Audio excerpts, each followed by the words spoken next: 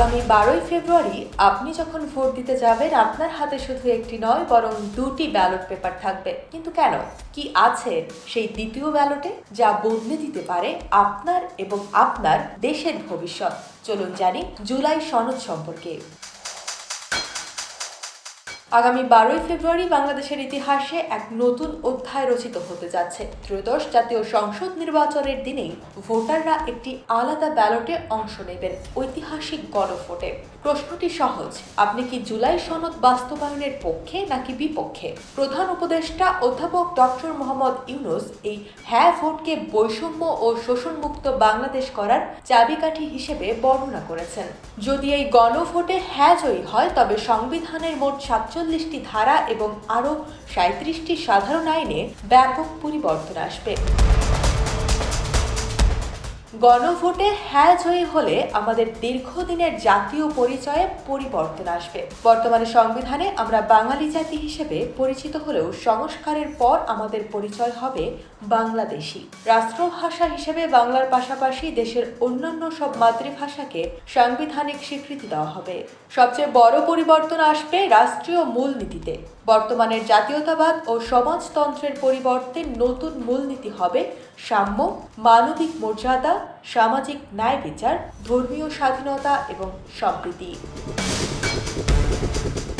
বাংলাদেশের সংসদীয় ইতিহাসে প্রথমবারের মতো যুক্ত হতে যাচ্ছে দ্বিকক্ষ বিশিষ্ট সংসদ। নিম্নকক্ষের পাশাপাশি 100 সদস্যের একটি উচ্চকক্ষ থাকবে, যেখানে রাজনৈতিক দলগুলো তাদের প্রাপ্ত ভোটের আনুপাতিক হারে আসন পাবে। সংসদের স্পিকার সরকারি দলের হলেও ডেপুটি স্পিকার নির্বাচিত হবেন সরাসরি বিরোধী দল থেকে। এছাড়া নারীদের সংরক্ষিত আসন 50টি থেকে বাড়িয়ে 100তে উন্নীত করার প্রস্তাব করা হয়েছে। এতদিন এমপিরা দলীয় সিদ্ধান্তের বাইরে ভোট দিলে পদ হারাতেন, তবে নতুন সনদে বাজেট ও আস্থা বিল ছাড়া অন্য সব ক্ষেত্রে এমপিদের স্বাধীনভাবে ভোট দেওয়ার অধিকার নিশ্চিত করা হয়েছে। জুলাই সনদের অন্যতম প্রধান সংস্কার হল একক ব্যক্তির ক্ষমতার লাগাম টানা। নতুন বিধান অনুযায়ী একজন ব্যক্তি জীবনে 10 বছরের বেশি বা 2 মেয়াদের বেশি প্রধানমন্ত্রী থাকতে পারবেন না। প্রধানমন্ত্রী একই সাথে একাধিক লাভজনক পদে আসীন হতে পারবেন না। অন্যদিকে রাষ্ট্রপতির ক্ষমতা বাড়ানো হয়েছে। এখন রাষ্ট্রপতি, প্রধানমন্ত্রী ও প্রধান বিচারপতি ছাড়া প্রায় সব নিয়োগ প্রধানমন্ত্রীর পরামর্শে করেন।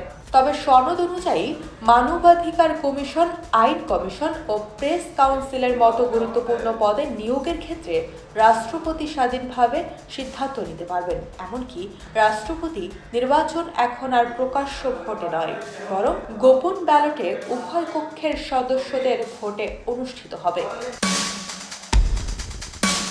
আধুনিক বিশ্বের সাথে তাল মিলিয়ে সংবিধানে নতুন মৌলিক অধিকার যুক্ত করা হচ্ছে। এর মধ্যে অন্যতম হল নিরবিচ্ছিন্ন ইন্টারনেট প্রাপ্তি এবং ব্যক্তিগত তথ্যের সুরক্ষার গ্যারান্টি। জরুরি অবস্থা জারির ক্ষেত্রেও আসছে কঠোর নিয়ম। এখন কেবল প্রধানমন্ত্রীর পরামর্শে জরুরি অবস্থা জারি করা সম্ভব হলেও নতুন নিয়মে মন্ত্রিসভার বৈঠকে বিরোধী দলীয় নেতার উপস্থিতিতে এটি পাশ হতে হবে।